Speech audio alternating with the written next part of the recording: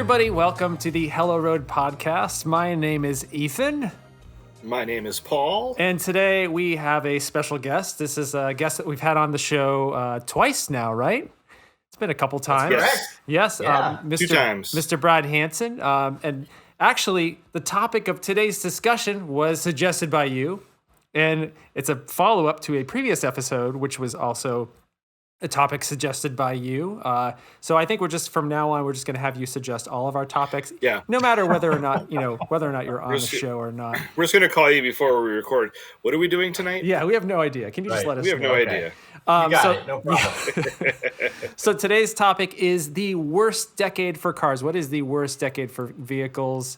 And like last time, we decided to choose any sequential span of 10 years. So it could be 84 to 94, but of course that's not true because that's actually the best decade for cars.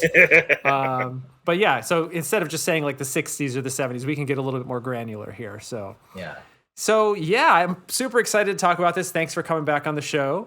Thank you. My pleasure. It's always great to come back and talk with you guys. Nice. And I think maybe what we could start with, before we get to the topic at hand, why don't you tell us a little bit about what's going on with you car-wise? Because I know you have some... You're a resident like Corvette guru. Corvette. We go to you for any and all Corvette questions, and apparently Pinto questions because you're wearing a Pinto T-shirt. But yes, that's right. Yeah. I figured this might be an unpopular decade for some people. Sure. We'll see. Exactly. Yeah. That's a good one. I wonder if that's going to hint at what you're going to say as your answer for this. I wonder. We'll have to find out. Yeah. Yes. So what's going on with you car-wise? Oh, it's been just on Sunday. We did this great 7-person C4 meetup. So there were 7 C4 Corvettes. I owned a 1996 Corvette. These were like, it kind of started, it was funny because everyone's like, are you part of a club? What Corvette club are you in? I guess if you have a bunch of Corvettes in a row, people assume you're in a club. But it was just like some cool guys that we had met at Radwood, actually. Oh, really? Okay. And then we were like, well, we should do like a drive together, and then they had some friends, and it was great because I didn't really know too many of the people who were there, but everyone was amazing. Matt Farah was there. We started at the Malibu Cars and Coffee, and Matt Farah was there, and he tweeted it, and then everyone was making fun of like, oh, I bet you there's a bunch of boomers with their Hawaiian shirts and gold chains, shoes, and all this stuff. And it was kind of funny because it was. I mean, I could see why you'd think that when you saw 7 C4 Corvettes in a row. But the fact that it was all of it. I think the oldest person there was like maybe 40s. And most of us, we had people who were in their 20s. It was really fun. It was a really neat crowd, and I think it's kind of neat to see younger people kind of enjoying and celebrating these cars as they're sort of being passed down now to the younger generation. And totally. I think that's really great. So that was really fun. It was really fun to have 7. I've never seen 7 C4 Corvettes all in a row in different colors. It was fun. It was a really, really fun. We drove around Malibu basically and ended at a cigar place, which was a nice like cigar outside area. We could be socially distant and look over the ocean. So yeah, it was good. Very, very good weekend. I find that these weekend drives with like-minded enthusiasts is like good for the soul. Sure. Totally. Yeah, totally. Yeah, and it's good to hear that you didn't have to stop at any New Balance sneaker shops along the way, or the California Car Duster, the factory outlet, pick up any new jorts along the track, gosh.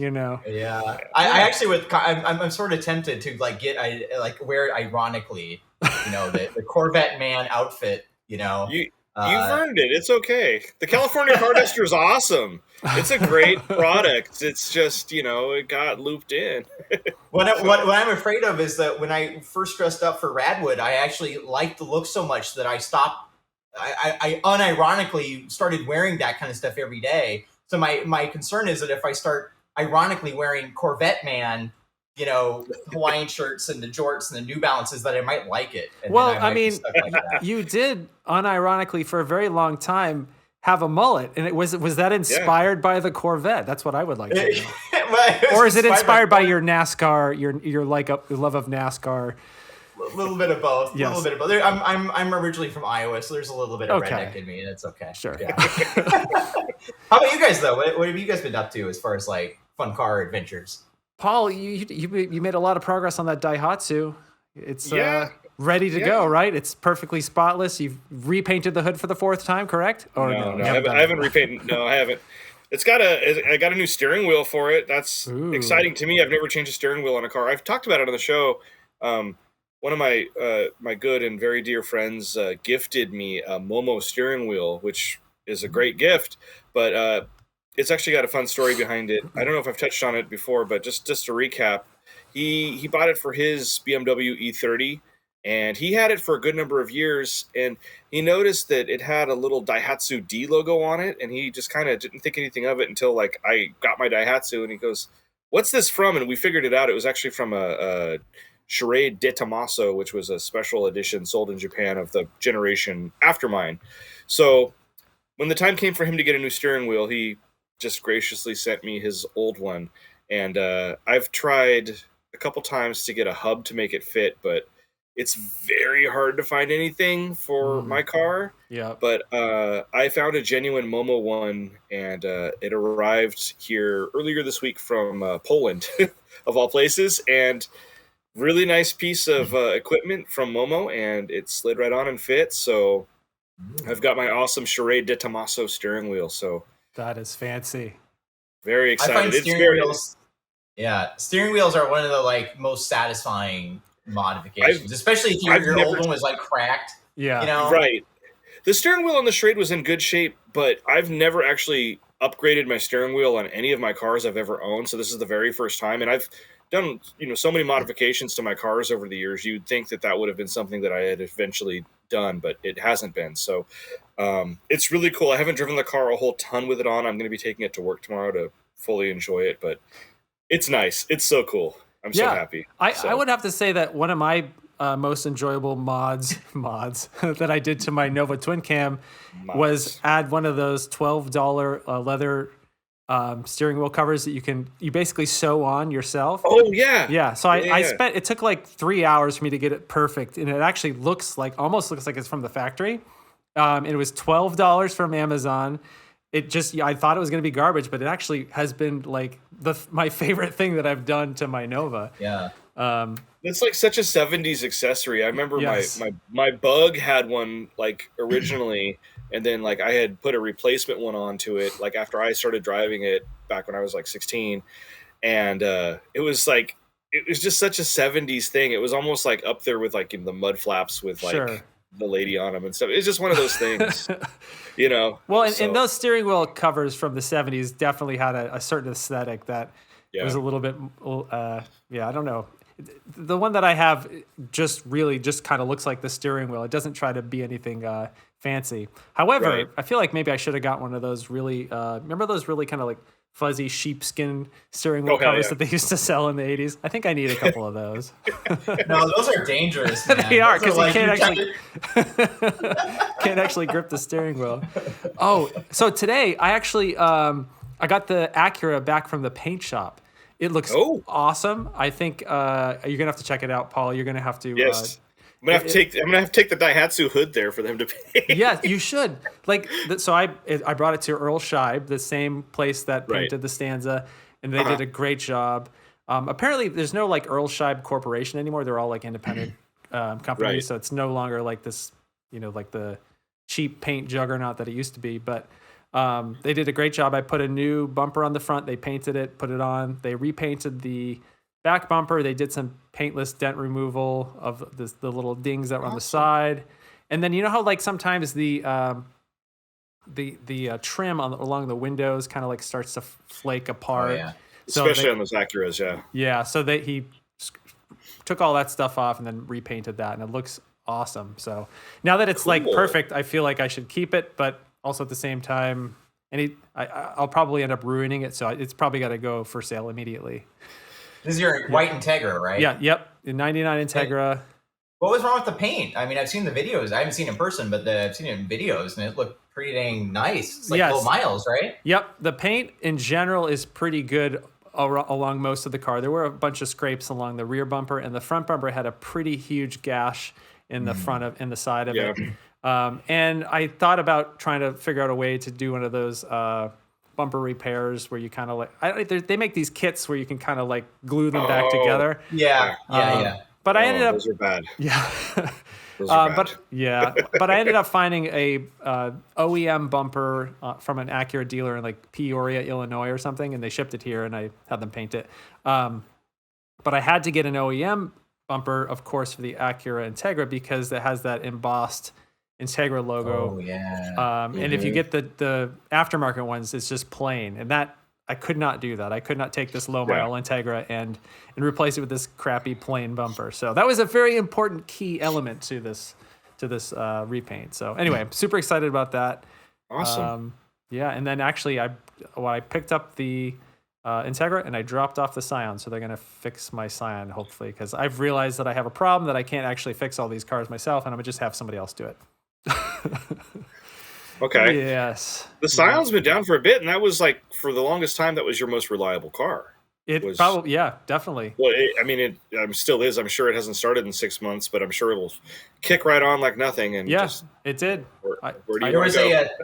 I just helped a buddy, a neighbor who had a Toyota Celica. It was like a 99, 98, and it had not started in like 2 years, and the battery was so corroded. And I told him, well, get some Coca-Cola. And so we literally, it was the worst corrosion I've ever seen, but we just put a bunch of Coca-Cola on it. I was able to get it together.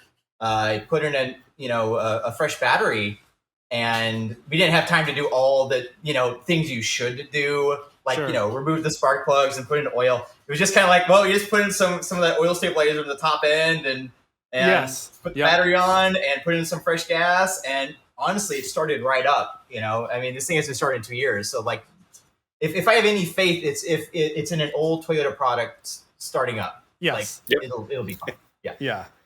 And I was a little concerned. I put some new gas in it because I hadn't put fuel stabilizer in it when it sat there. So the gas probably wasn't the best. I didn't want to clog fuel injectors and all that crap. So. So it started up fine, drove fine. I drove all the way to Earlshire with no headlights or mirrors. I did have taillights. I did make sure I had taillights and brake lights in it, but the car was pretty much no bumpers. Everything was just completely disassembled. So it's taken me way too long to get to that. So I'm just going to have somebody else do it. But anyway. It'll be back together. So now that we've talked about one of the best cars ever made, the 2005 Scion XB, maybe we should segue into the worst decade for cars. And all right, so Brad, I was thinking, since you came up with this topic, why don't you go first and tell us a little bit about what you think is the worst decade for automobiles? All right. Okay. So my first instinct, like I think a lot of car enthusiasts, would be to say something like the 70s, right? Yeah. The gas crisis era, that sort of thing. That's where my brain first went. Yes. Then I thought about it a little bit harder, and the decade that I picked was 1937 to 1947, and there's a bunch of reasons. What, did you guys pick that too? Did someone else pick that? I picked that exact same thing. I picked 38 to 47. I picked 38 to 48. 37 to 48. Okay, so this is just ridiculous. That's awesome.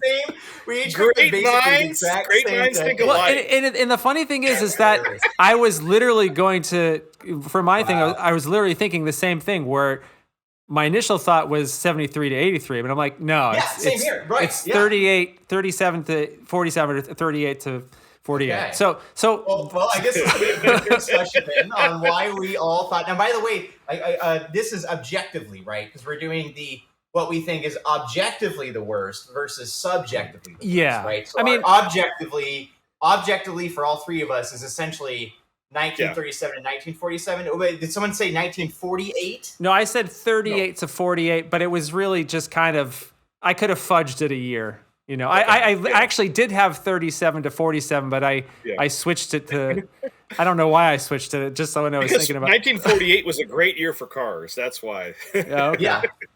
Right, because new car production at that point has started up. I guess we each kind of go around. I mean, for me, the big reason why for those who aren't aware, is that for 3 years there were no new cars. At least in America, there were no new cars made for civilians. I think there was like maybe 100 or something, but like for the most part, if you're just a normal civilian, there were no new cars being made that you could buy. And to me, that seems like you can't get worse than that. Like even in the 70s, you could still buy cars. Yes. You know what I mean? Exactly. For now, there's no new You cars could buy your available to Pinto. You buy. had the option, you know? Totally. Yeah. Oh, that's funny. No, That's awesome. I have more reasons than that, but Okay. I'm curious to hear. To me, that was the biggest reason. Sure. But Exactly. I want to hear from your guys. What are some of the other reasons why you picked the same decade? I can't believe the three of us picked the same. That's so funny. Great minds think alike. That's what Yeah, it is. there we go. Well, I obviously, when we talk about this World War II is obviously the big reason of why this happened. It's the only reason why it happened. But I was trying to figure out, okay, well, if we're looking at, obviously there was a lead up to World War II that kind of happened all throughout the 30s, but even like after the Great Depression, there were a lot of car companies that kind of just went away towards the late 30s. So that's kind of what I was thinking. That's another reason why maybe this period is not the greatest for automobiles, because there was fewer and fewer competitors. It got consolidated, which, the cars started to get a little bit more, maybe a little bit more homogenized, fewer choices. Obviously, there were a lot of options and sub-brands, but the loss of all these independent car companies, just kind of meant that, I just don't think fewer competition and fewer is really going to be a good thing in any instance. So, things like Cord, Duesenberg, Pierce Arrow, kind of all gone. There's a bunch more that kind of just went away right around there because they just couldn't weather the storm of the Great Depression. So, and I just think it's nuts that, by the late 30s, there was like big three. That was like where the big three kind of just came about, and like 90% of the and in the U.S. Obviously, we're looking at this from a very American perspective. So, So that I doubt most other places in the world were doing great. Like exactly. You know what I mean? Like, I don't think the Japanese car companies were doing so great. They weren't even in existence yet. I don't think the German car companies were doing super great. I think they had one model they were working on. Yeah. So So like not even getting to World War II yet. Just the fact that the Depression happened, and then you have just fewer and fewer companies making. Yeah, I see what you're saying. Right. Yeah. The lead up to World War II. The lead up to it. Depression in America. Right. Okay. Yeah. Since we're looking at this from the perspective of a decade, of a full 10 years, I was like, well, got to think about what was happening towards the end of the 30s as well. So. Right. And it's so it's funny because I didn't really know much about this before we started talking about this episode. I knew that they had ceased production of cars in the U.S., but I didn't really know how long it went on, and I didn't realize how quickly they ramped it up. It's nuts, like to think about, like. So I guess the magic date when I was looking at this today, February 9th, 1942. They were essentially forced to halt production, which it's insane to me thinking about how things are today. Can you imagine today, like, the U.S. government saying, "All right, GM, you have to stop making cars, Corvettes, and you gotta start making guns, airplanes." It's just looking back, having not gone through that era, it's just kind of hard for me to grasp the magnitude of what happened then. It's nuts. Yeah. Right. Yeah.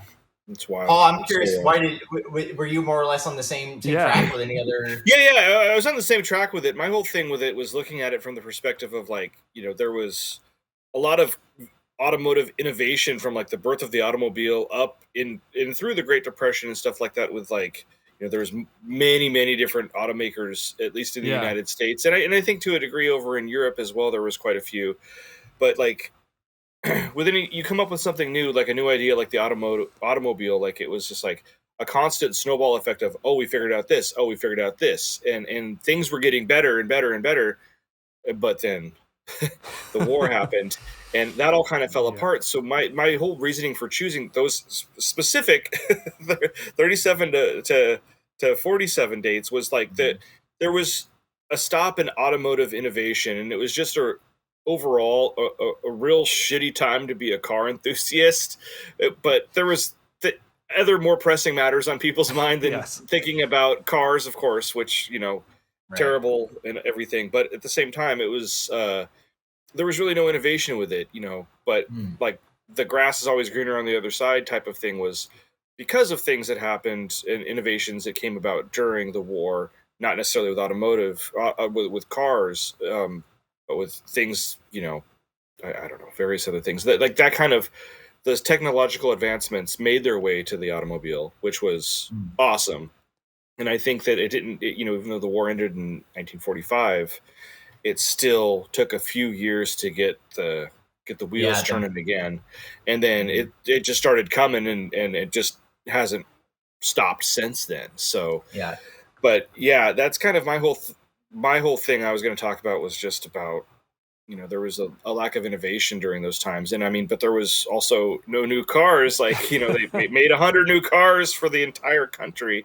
Because everybody and was then also making... when they, sorry, I was going to say, and also once the war was over, it took them a few years to not only get their machine kind of going again, but for a while they were just kind of selling the same old car that was before the war. Yeah, it took them a few years to kind of then start making not only new cars but like new designs. That took them a bit. Part of the other reason I thought, I think we all kind of thought the same thing, was it was the double whammy of no new cars for the war, and then the Depression kind of killing off a lot of the, let's say, fun, interesting cars. They became a lot more, I think, pre-war. I think that it's sort of like, this is sad, it's sort of like what happened in the 90s. In the 90s, we had these really fun, interesting, colorful, cars, and there was such a huge variety. And then the our Great Depression of 2008 hit, and cars, so many marks went away, and the cars became a lot more homogenized and a lot, and that kind of happened. If you guys ever go to the Nethercutt Museum, which is here in LA, it's kind of a hidden treasure. There are some incredible cars from the era before before 1937.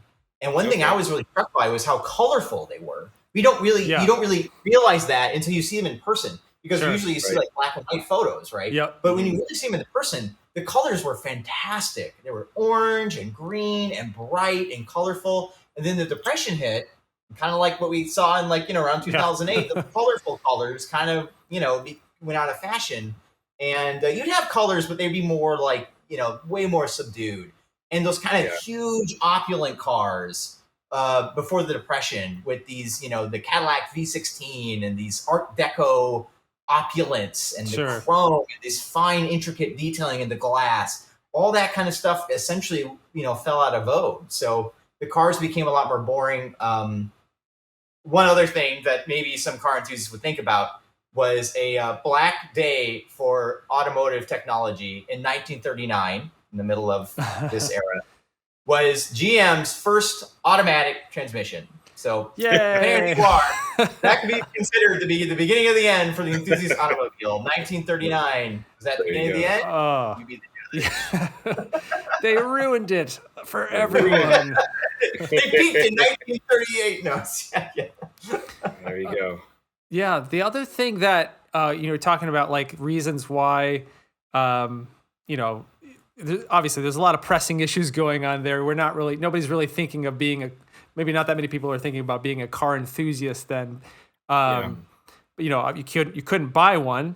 Most people couldn't buy one. Apparently there were some cars left over from the production that they had, up the lead up to the war, that were essentially acquired or bought by the government. They were sold to essential workers. It's kind of funny to think about like pandemic now, like the essential workers. But back then, if you were an essential worker, like a police officer or a doctor, you could buy a car, which is interesting. But in addition to not being able to buy one, it's like, okay, well, there was still rationing. There was still gasoline rationing. There was still rubber rationing. So even if you wanted to drive, you might not have been able to, or you might not have wanted to. So that's just another like knock on this era, to be like, okay, well, not great for the car enthusiast. Now I will say, if you were super rich, like any era, you can handpick there are some truly beautiful cars from this era that I think I've seen at like the Pearson. Just a couple. There's some amazing Bugattis that were made during that era. Yeah, Delahaye's. The Delahaye. I was gonna say the Delahaye 165, man. I mean, these are beautiful cars, but again, we're talking like, you know, a small fraction of the cars that were made during that era. Sure. You can cherry pick the nice cars from any era. But I just want to say that because I know a lot of people do love this era because of that. But the vast majority of cars being made were like, you know, a little more, not quite as nice. And it is interesting to think about like, okay, well, yeah, there were some people that were still able to buy these cars during that era. Just like today, Rolls-Royce has record sales numbers during a pandemic. It's just rich people will find a way. It can be the most bloody, the bloodiest war in human history, and they'll still be able to find an opulent vehicle to drive around in. But I to say something positive about this era though as well is that even though civilians didn't get to buy cars during the war, we did make 360,000 Jeeps. And according to there's a lot of big generals from that era. I think maybe Patton MacArthur and Eisenhower each said something to the effect of, if we didn't have the Jeep, we'd not have won the war. Sure. So, you know, salute to the Jeep. I mean, you know, that is a huge bright point from, you know, automotive culture. That came out of that era. Yeah. Totally. I guess the other thing I was sort of thinking about is like, so after the war, so post-war, we still have like those few years that are after that. And, you know, like Paul, you said, you think 48 was actually a really good year. I'm just sort of wondering what your opinion is on like the design aesthetics. Maybe this is getting a little bit more into, you know, the subjective side, obviously. Cause cars started to have, you know, they sort of like draw their motifs and aesthetics from wartime, like jets and rockets and airplanes and that kind of thing. And, you know, looking back for me, having not lived through that, I always feel like it's super gimmicky and just kind of like, I don't know. I just don't like, you know, like the jets they have on the side of the, was it just the 57 Chevy that has the jets? I was going to say, that stuff didn't happen until much later. Sure. Like, it took until like the mid 50s to get that real Sure. I guess what I'm saying is that this was the end of the war kind of ushered in that, which I don't appreciate. So yeah, maybe it didn't happen during this era, but it sort of ushered in that aesthetic that I don't really like. I'm not a huge fan of the cars from the 50s. So that's just one more knock on the war for ruining car design. Because I think tail fins are awful. Anyway. Yeah. Well, you want to talk about what's our subject? Oh, sorry, Paul. Go ahead. Yeah, go ahead, Paul. No. I wasn't going to. I was going to touch on something else that was kind of. I guess you would say with it, like, you know, if there was, you know, in America there was a lot of things, you know, with jets and stuff on it like that. But the thing that I guess it's not bad, but in a good way, what it did is at least in Europe, to get the countries moving again, it was like the birth of the microcar started to happen kind of in that late 40s, early-ish 50s. And so you started having all those things that are just, you know, I love microcars, you know, the ISO coming out with the Isetta, that just crazy innovative design. And you know, there's lots of things that were like, okay, well, we're going to use this tiny little motorcycle engine to power this car. And then the Messerschmitt and all these the birth of the small car, which I love, kind of happened after that. Of course, the Volkswagen Beetle, that was, you know, a product of the war as well. You know, in America, not so much. There was I guess you could say the pride of having all these, you know, jet designs and stuff like that on the car, which, you know, is not necessarily my shtick, but I appreciate it. It's cool. It's a part of history. I don't ever have any desire to own one, but, you know, it's a cool thing. But really in Europe, that's where I think the innovation started to, the wheels started to move, even though it was a very small, like 8-inch wheel on a micro car, and then it evolved from there. So that's kind of where I was going to go with it. And it's crazy how, like, after the war, American car design was like a complete opposite huge cars. Compared, huge cars, big engines, opulent design, and in Europe it was like the kinds of cars they're making were like micro cars. They were simple. Yeah. They were tech. Like Mercedes was doing a lot of tech advancements with like their 300 SLs and stuff. It was like it was interesting to see how they both kind of. America was like it's completely different track compared to what Europe and the rest of the world was kind of up to. Totally. Yeah, it was very interesting, and that's the good thing that came out of the decade, of course, with the ending of the war was just how quickly the innovation started to move and, to get countries moving again. America really didn't have an issue. It was a lot of these European countries, that were, we need a tiny car to scooch around all the, the rubble, basically. Yeah. To a degree, that's what it was in the beginning. They needed something, small cars, and then just, something cheap and easy and quick to produce a lot. I think, if I'm not mistaken, the Messerschmitts didn't they have some materials that were like left over from like some of the airplanes and stuff? It was like, I don't know. It's just crazy how they had to go about doing things like that. So, but I appreciate it. So sure. Yeah. Nice. There's a lot of, I really kind of enjoyed researching this over the last day or so, just because like there's so many little tidbits that I learned about just World War II by researching, the automobiles, the automotive history that went alongside it. I thought it was interesting. Here's just a little thing that I learned today, that I guess between like 1918 and 1933, there were like fewer than 50 tanks that were made in the country, and then from 41 to 45, there were like 88,000. So it's like nuts how we kind of went from a really kind of like an isolationist sort of non-militarized nation to a completely, this was like the start of, if you're really into militarization, maybe this is the best decade for militarization. Your best decade, yeah. It is. And the same thing, they built like almost 300,000 aircrafts with engines that were made in Detroit. It's just nuts. Yeah.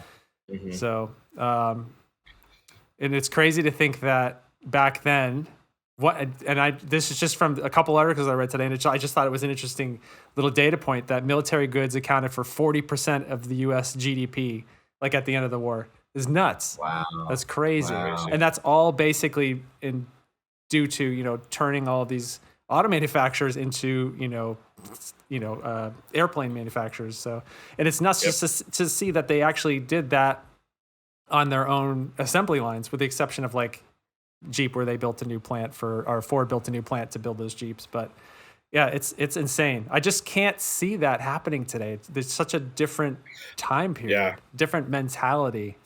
I don't know. Maybe it's because the United States is so divided now. I can't see us coming together. I don't know. Not sure.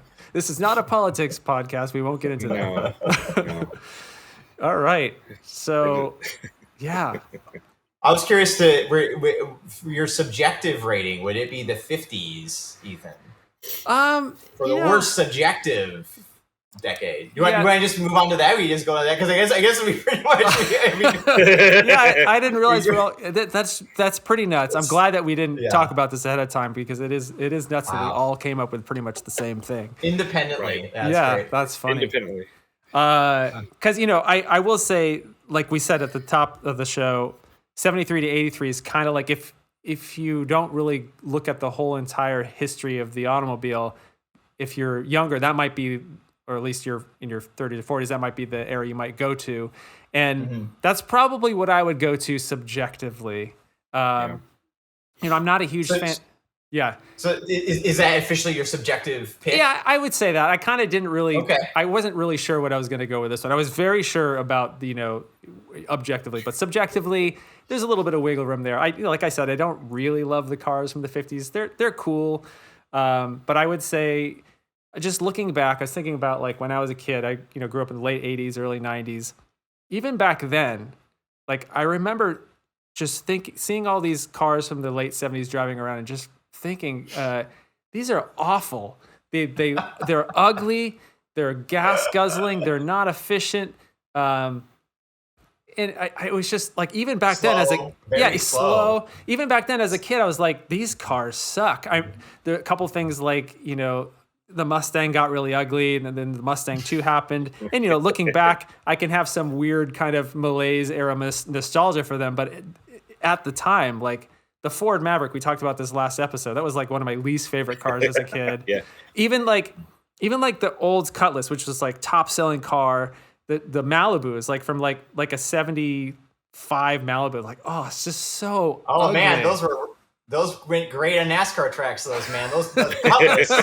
I'm not joking. The NASCAR nerd here. Late 70s, the Cutlass was the NASCAR. Yes. For whatever reason, the air loved that stupid brick. Well, I liked when they downsized them. I liked the downsized cars. I actually had a 78 Malibu, which I liked the kind of more boxy, like looking forward to the 80s shape of those. But just, like even the up until like the 80 Camaro. I mean, again, I look back now, I have some weird kind of strange nostalgia for those. But at the time, like, I remember my neighbor had a Z28 with the blue stripes, and he thought it was so badass. I'm like, this dude is a jackass. I just thought it was such a piece of shit. Right. And like even like so big cars like the Chrysler Newport had 110 horsepower, like motivating this gigantic barge.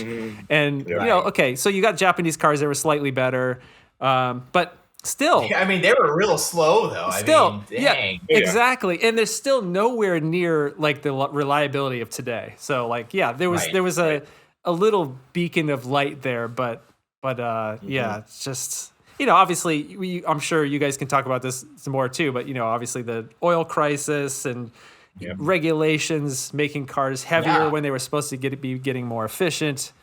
And I feel like, at least for American automakers, they couldn't figure out efficiency until like the 90s, you know? Well, the problem is I was actually reading a few things on like the Chevy end, because I'm kind of a Chevy nerd. And for example, when they replaced the Chevy Caprice in like I think it was 77 from the 76, they were able to lose like 700 or 800 pounds out of the car without but by doing so, because the problem that the automakers were kind of dealing with, at least especially the American automakers, were these regulations. Because they were so unregulated for so long when it came to safety, when it came to efficiency, crashworthiness, all this stuff. And the reason that the Caprice got so big and large by like 76 before it was redesigned was it was just trying to keep up. It was just, okay, well, we got to have bigger, heavier bumpers. So just add those on. Let's do bigger, heavier, whatever. And they just kept on adding all this stuff. And then by the time they're like, okay, now we know what we really need to design it with a clean sheet, they were able to save like 800 pounds by just making, well, the bumper can just be like this. Does this fit regulations? Okay, put that on. Sure. You know, by simplifying it, they were able to make it better. And then I was just reading a book about how the Corvette was being made from the lead designer. And again, it was the same thing. Like every year they just had to chop horsepower down. Sure. They were just trying to make it so that the cars were legal to sell. And these regulations were coming every year. And it was all they could do to just keep afloat and keep up to the changes, much less make the cars really good. Yeah. You know, it wasn't until you get to like the mid 80s where they were kind of able to catch up and figure out how to do stuff. And I think on our last episode, we were talking about this. I think a lot of us loved kind of the late 80s, early 90s, because at that point it was like, bam, they had it. They figured out fuel injection. They figured out safety. They figured out how to make the car small and handle. And then it was like the automotive industry got its mojo back. Yeah. You know? Yep. So totally. I think I'm with you, Ethan, in that that was my second. Like, if I wasn't going to pick the war time era, that would have probably been my era for all the reasons we were kind of talking. Yeah, totally. Yeah. What about you, Paul? What did you end up going with here? It's basically almost this, an echo of you guys. I mean, well, no, it is, but you know, to change things up a little bit, you know, and forgive me because I just kind of have been thinking about this in my head right now. Subjectively, I've never really been, like you said, you don't like tail fins, and I've never really been a big fan of cars from the 1950s. But it's weird because it's like there's the ebb and flow of it. Like I really am not a huge American car fan, so when I say I don't like cars from the 50s, I don't really like American cars from the 50s. Like I would say, you know, 1951 to 1961. However, in Europe, things are completely different, and there's some amazing pieces of machinery came out of the countries at that time. So it's really hard to put a thing on it, but I guess you could say subjectively, I'll say 1951 to 1961. There you go. Because then that leaves 62 open, and that's where the 62 Ferrari 250 GTO is. All right. Yeah, you can't do that. That would be blasphemous. You can't do that. Right. But no, I mean, and in America, you're talking more by that point, that kind of ostentatious design with the tail fins and the spears. Yeah. We're kind of giving way more to the clean kind of aesthetic of like the Bill Mitchell. We went from like Harley Earl to Bill Mitchell. And I'm guessing you must like that better because you had like the Lincoln Continental and the Cadillacs and they kind of decluttered the cars and it became more about these very exactly the forms. Cluttery. That's it. The cars just felt, the American cars, at least to those, the from the ones that I know of, is clutter. That's a great very busy. A lot of design design motifs happening simultaneously. It worked great for the time. And people dug it because, obviously the cars have a following and they still to this day have a following. Yeah. And they're still desirable. People, but it just never really did it to me. So I kind of, I say the same thing with like the European cars. Like there was some great stuff that came out of there. I mean, 1958, you have like the introduction of the original Mini. Like your 59, was it 59? But like so, and that's not a bad car. Like that was like a huge revolution in the automotive industry. That car was. But there's so many other things. So it's really hard to nail it down. But if I have to give an answer, it's 51 to 61. Okay. 51 to 61. Yeah. All right. I'm curious too, because you don't really talk too much about the 70s on the show, but I'm curious, what are your thoughts on the cars from the Malaise era, Paul? I'm not the biggest Malaise fan, but then there is things I like. Like a lot of people don't like the Mustang too, and I don't know. For me personally, I don't mind. Like what do they call that thing? The Cobra 2, the Cobra Jet. Oh, Cobra 2, Cobra 2, the one that Testarossas had. I'm down with that car. That car's fun. I like that. And then, I mean, my first car was a '70 Volkswagen, but that's a whole other country. Different. Yeah. But American wise, like you had things out there like it. I almost feel bad for the Mustang too because it gets so much shit, but in the end of the day, like it's an okay looking car. Like I like it. Would I ever own one? Probably not. It wouldn't be high. It's not that high on my list, but I don't mind it. If I see one on the street running, I'm like, I get all excited. It's just kind of like seeing some of these cars from the 80s that you don't see every day. Like if you saw a Stanza wagon, you'd be like, we'd be like, oh my God, there's a Stanza wagon. But I'm kind of the same way when it comes to like Mustang 2s. Like I'm like, wow, they didn't. Most of them got cut up and their front ends got used for hot rods. But But it's a sad car though, because I think that Cobra Jet or the Cobra 2, however it was called, I think that thing made like 150 horsepower. Top speed was like 105 miles an hour. It was but it is what it is. It wasn't until like you said like the mid to kind of mid late-ish 80s when like companies got their shit together with how they were gonna combat this, like all the regulations, but still have the performance. So, it's at the beginning of that. So I kind of, and how to make power out of small engines. Right, exactly. Key. Because before that point, they weren't sure what to do. They were just make it bigger. At least in America, that was just make it bigger. Add more carbs, I guess. And that was kind of it. Yeah, but for like the everyday driving cars, like the Ford and Chevrolet sedans that were out there, I mean, when you think of car, like you think of a kid drawing a car now, it's probably different. But when I was growing up, it would be like 3 boxes, the hood, the trunk, and then the center, and like and that's what you think of, and like that's what I grew up riding around in. My parents' '81 Malibu they had, and then they, my grandmother had like a Buick Regal, I don't remember what it was, and it big old 77 or something like that, and so. There's good memories of it, but it's not something that I ever look to like, oh, I'd like to buy one of those cars from that era. At least not from America. I mean, there was some amazing stuff coming out of Japan in the 1970s, Ken Mary Skylines, all sorts of really cool stuff that I would definitely be interested in picking up. And then, of course, in Europe, I go down the list of almost anything. Yeah. So it's just it's difficult for America, for me to like think of an American car that was, I really enjoyed, except for like that Mustang too. So that's kind of how I feel about it. Yeah. And by the way, I want to say for anyone who is listening who does have a 70s car, and maybe I'm speaking for everyone here, but right now, if I see I don't care what it is, if I see a car from the 70s that's rolling around, like I stop and look, because I just think it's amazing that the car has survived so long, especially because most of them weren't particularly fun to drive, they weren't particularly stylish, but now they're so cool. Like I love seeing 70s cars now. Do I want to own one? Not necessarily, but they are like. But my hat goes off to anyone who's like driving around in a 70s car and has kept it going all this time. Yeah, that's real effort to keep them going. Yeah. I thought it's funny. I thought about that the other day. I saw somebody riding around in a Corvair, which they're cool. They're more. I associate them more with the 60s. I don't know if they produce. I think they produced them in the 71 or 72, but we're talking late 70s, and it's like you see that, and it's like at least in Southern California, you see people driving around in those or classic Mustangs or Camaros, Corvettes. It's kind of a common occurrence, but like you said, a 1970 something Ford LTD or I don't even know the models of all these things.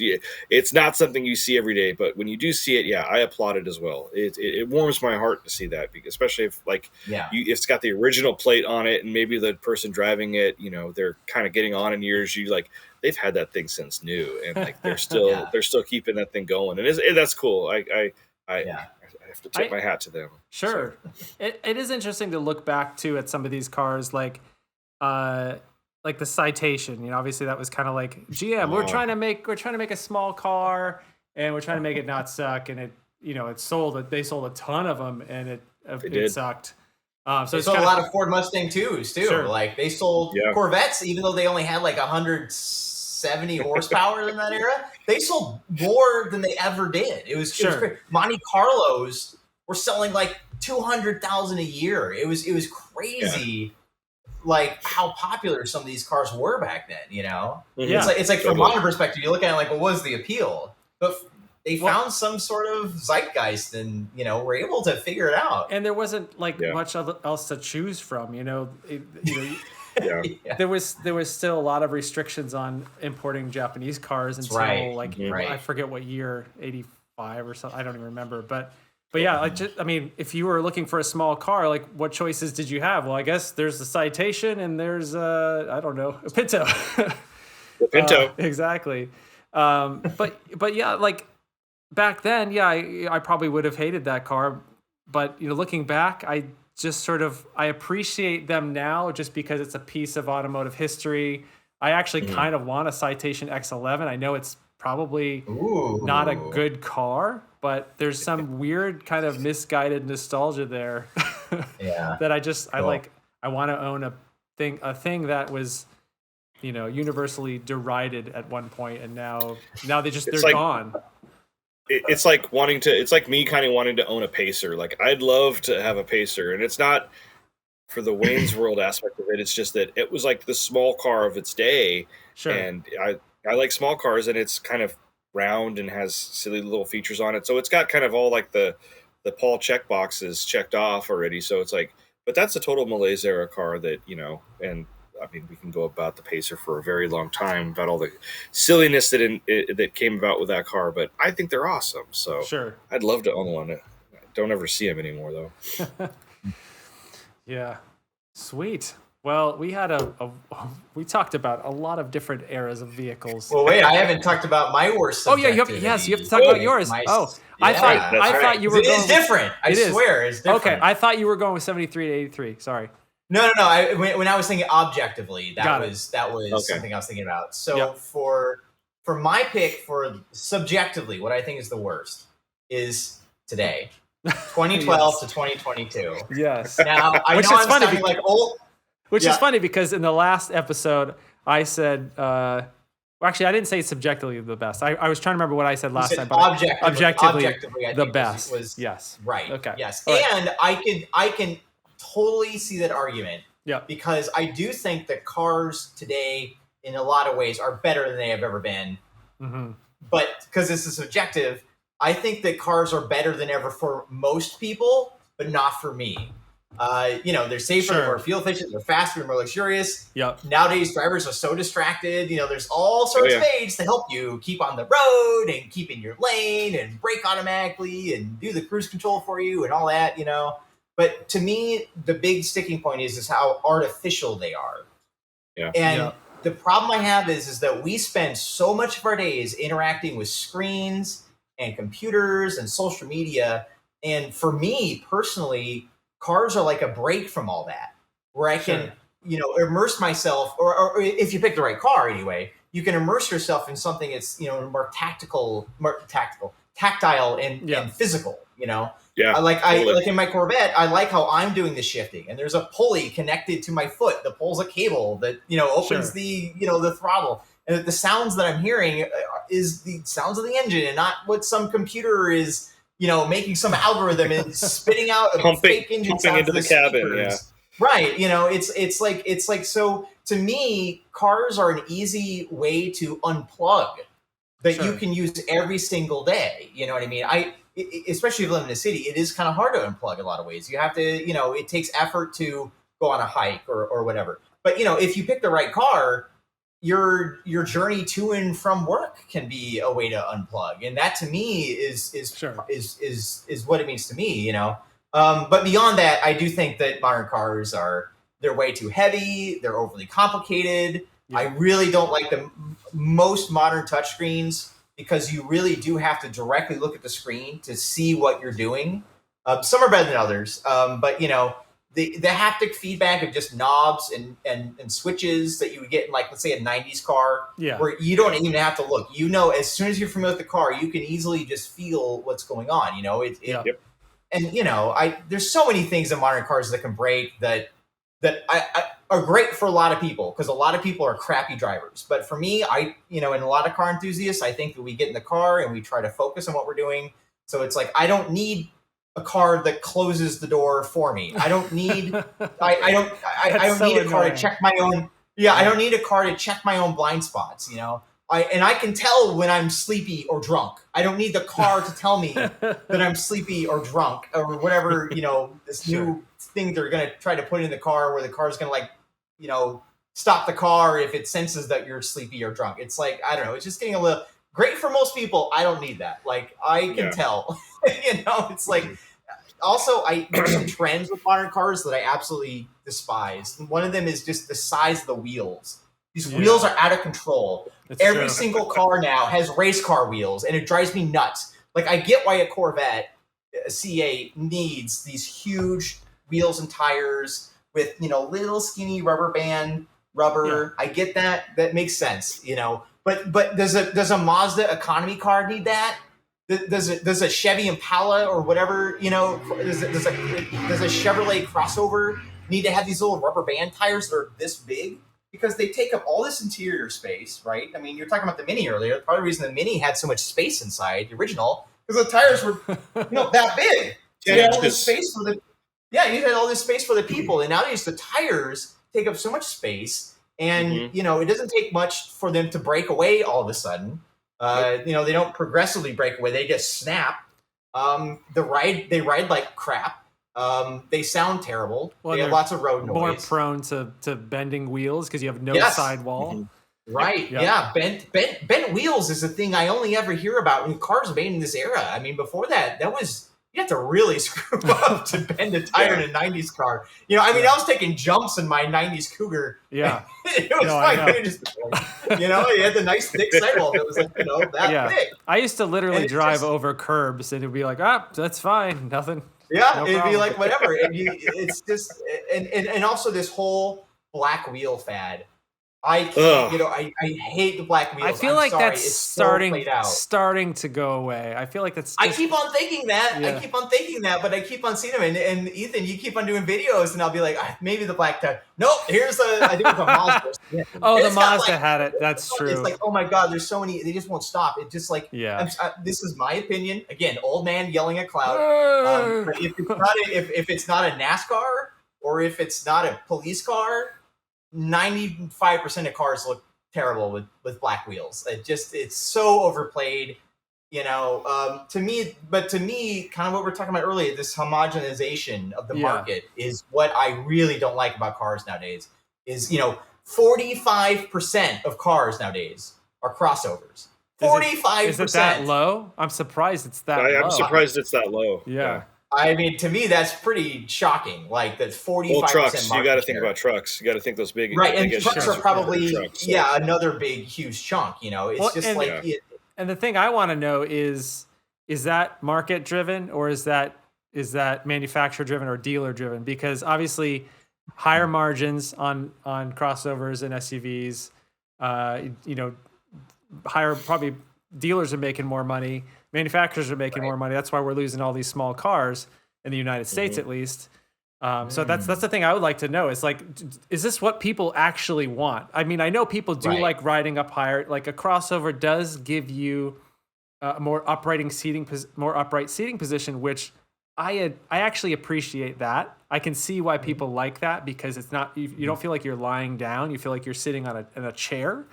So I can see why people might appreciate that, but I just kind of wonder, like, do people really want more screens? Do people really want all these safety features that just kind of like, some of them are just there because the cars are getting harder and harder to see out of because of these, requirements. So you kind of need a backup camera now because you can't see out of the back of the car anymore.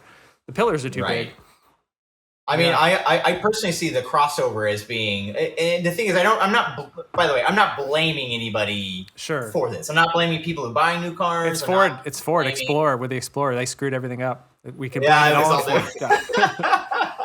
But it's like, I think the crossover is kind of like, in some ways, if you think about it, the final form of the automobile that makes a lot of sense, particularly if you have an engine in the front, right? Sure. Because it is like the most efficient, sort of space that doesn't look like a complete box. I mean, the most efficient car is like your Scion XB, which is literally like a box, right? Yeah, it's like a minivan, right? Yeah, it's a minivan. But people can't handle that, so the crossover is like the next best thing. It's like, you can fit more stuff back there. Sure. It's a little bit higher. I get why people like them, but it's like they all look the same. And again, I'm not blaming necessarily the car makers because they're under more scrutiny than ever on, the safety guidelines they have to do, the fuel efficiency concerns. But all the cars now, because of that, they're all kind of morphing into this one bland crossover-y shape. And it's just, they're so hard to even tell them apart. Like, even if you're a car guy, it's hard to spot them and get them all straight. I mean, it's just like the proliferation of crossovers is insane. Like, Buick only sells crossovers now. Sure. Which is, at least in America, Lincoln only sells crossovers and SUVs. Yeah, Ford won't make any cars beyond the Mustang. I mean, it's just like all this variety that we used to have, the cars that we used to celebrate, especially in like the 90s, which I think was like the best decade for cars. It's pretty much non-existent, And then one last thing I gotta, complain about is just these huge grills. These huge grills are out of control. I can't handle these freaking huge grills. The worst two offenders, in my opinion, are Toyota and BMW. I think that because they've actually made cars that look reasonably good if you just remove their massive gaping. You know what? The Avalon from the back looks pretty nice. I looked at the new Avalon looks pretty good. You see the front, you're like, oh my God. It's horrific. It's horrific. And I can't now, and I do think that we are in this awkward, like, teenage years for the automotive industry right now, where I do think that cars are going to get better. I think that people are going to get tired of these big, stupid tires and the big, stupid grills. And I think that we're sort of in this position now where, for over 100 years, cars were made a kind of a certain way. They had an internal combustion engine, and clearly I think EVs are the future. And I think that once EVs kind of are a little bit more mainstream, I think that kind of thing is going to fall out of vogue. These big, giant tires that are creating too much drag, and these big ugly grills that aren't going to be needed. You don't need grills that big, Sure. So I do think that we're in the kind of, the stage where there's zits and your voice is changing and you're just, we'll get to a better place. So I'm not saying that that the future, I do think the future is bright, but right now, good God, there's a lot of just questionable.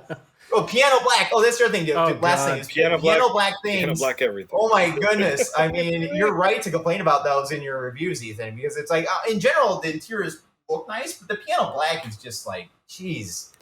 Well, when you lay the rest of the piano black and the smudges and the dust and the junk, they look terrible after they drive off the lot, Yeah. I mean, I'm totally with you that there is, if you're a car enthusiast, this time period is a little rough. Obviously we've got quick acceleration with some of these new EVs, which is fun. And, actually cars like the Mustang Mach-E GT, it appears that those are handled really well and are fun to drive. But yeah, there's a lot of stuff that is just, like you said, they're getting harder and harder to tell apart, and they're having to do things like make their grills really kind of crazy. And, like the, what is it? The Hyundai Santa Fe. I actually think that one looks okay. It looks pretty, at least that they took a little bit of a different take on the grill. But you look at the side of it. Oh, is that the one with the grill is like part of the headlights? Yeah, the Santa Fe and the. That's kind of neat. Yeah. No, I'm sorry, Santa Fe. It's the Tucson. I'm sorry, it's the Tucson, not the Santa Fe.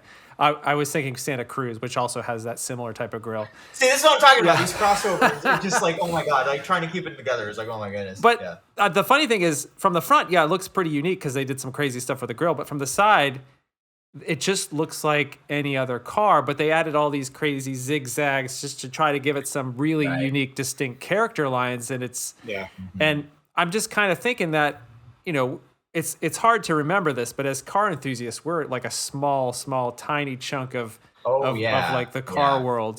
Most people buy a car just to get to work and half the time they don't even really know what brands are out there. If they saw a car logo, they might not even know what it is. And I think, didn't you discover that, Brad, in one of your videos on your channel where wasn't there somebody that didn't know what the Mazda logo was or they? They weren't sure. I told, and that's been out for a while. I bet you if you ask a lot of people nowadays, even just like what's Mitsubishi, sure, or what do they sell? I bet you a lot of people don't even know what Kia is. I mean, it's true. But and by the way, I did think about that because I do think there are still some very compelling sports cars. I love. Sure. I haven't driven them, but like the new Nissan Z looks amazing. Yeah. The Toyota twins. The Miata is clearly still the perennial, of these kind of cars that aren't so obsessed with performance numbers and truly are obsessed with the idea of like, we want to have a fun driving experience. Sure. But that's like, but like you said, that's like 1% of the cars being sold. The other, 70 to 80% is crossovers and trucks. Yeah. And I think and I think that is why for me subjectively, this is my least favorite decade because the pleasure of driving, particularly the manual driving of unplugged driving, is such a rare. It's so hard to find. Your choices are so limited. Like there's only like 5 cars out there that really seem to prioritize that. Cater to the market, and they're the ones that like no one's really buying. So, exactly. Yeah. So unfortunately, Yeah, it's like the Veloster N that I drove a few weeks back. I just know they're going to discontinue it any day now because it's great and number one, it's small. Small cars are out. Number two, it's manual. They have a manual, so that means it's gone. It's fun to drive, so we might as well stop making it. Nobody's buying them. So people want. I bet the Kona N, they're going to sell way more of those than they're going to sell of the Veloster, just because it's it's a crossover. Slight. It's slightly more versatile. I'd have to like compare the numbers. Yeah, but I'm sure if you looked at a Kona, it's still probably not a really great use of interior space. I think that's the thing with some of these crossovers that the use of interior space is not as good as you think it should be, given the exterior dimensions of the car. Like something like the Kona, you'd think it's not a big car, but you'd think there would be a little bit more space inside than there actually is. that's what I love about my Scion. It looks small from the outside, and you get inside, it's like you've entered a mansion. It's nuts. Well, it has wheels also. Yes, like, exactly. Yay big and about yay wide. Yeah, and that helps a lot. And it was originally designed for the Japanese market, and I think that's one of the reasons why I loved it initially, because when I saw the Toyota BB, I was like, oh yeah, I want this car, and I was so excited when they brought it here, and I had to buy one. I bought one immediately. And of course, when they redesigned it for the American market and kind of ruined it. They made it heavier, it got worse gas mileage, it made more power, it was harder to see out of. They lost all the charm, and that's when Scion kind of went downhill. But and I think that's sort of indicative of like sort of a parallel to like where cars are going now, where let's lose everything that makes them unique. Let's lose a lot of the things that make them fun. Just get rid of sports cars, and aren't too many sports cars left. Yep. Yeah, it's we can't end on a sad note like this. Well, the future will be brighter. I really do think that like all fads, they will change. I think that once more charging stations and once there's more EVs and the cars start to look more futuristic.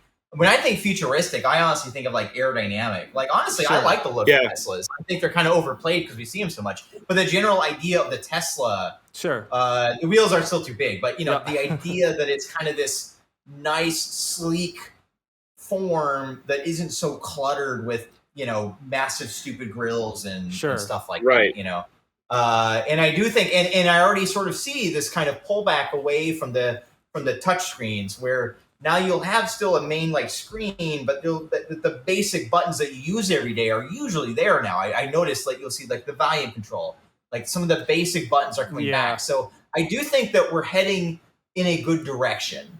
But for the 2012 to 22, I just hope we go up from there. Sure. And I think we are. Yes. Well, thanks for just steering that kind of like Debbie Downer into a. Okay. Yeah. We kind of brought it back from the brink there a little bit.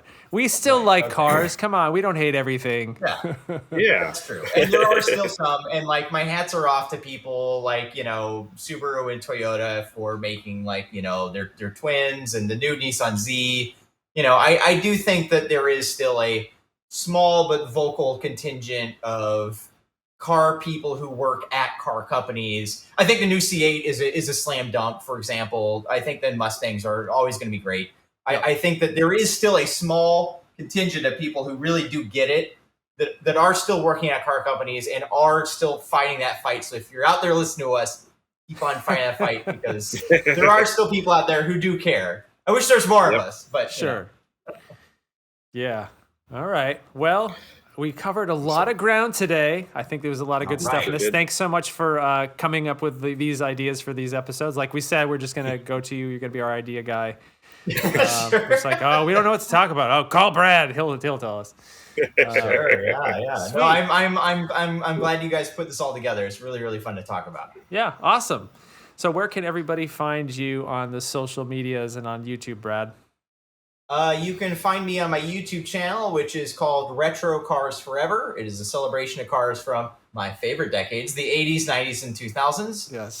You can also follow me on Instagram. You can see this 7-car C4 lineup that we did, if you're curious. That is on Brad Hansen Media on Instagram. Nice. What about you, Paul? What kind of social medias you're up to these days? You can find me on Instagram and on Twitter at Paul's Finest Hour. Nice. For me, you can find me at youtube.com/Hello Road. Also, you should subscribe to our new YouTube Hello Road podcast channel so we can get up to 1,000 subscribers so we could do this live. However, I will say we did have some technical difficulties before we started recording this today. So today probably wouldn't have been a good day. It would have been fun. Go live. Would have been hilarious. A half an hour of like, is this mic working? Why is this camera not working? Okay, that's great. You can also find me Twitter and Instagram at Mr. Ethan Tufts. Yeah, I think that's it. Thanks so much for joining us, Brad. And hopefully we'll have you on soon. You guys. All right. Cool. Take it easy, everybody.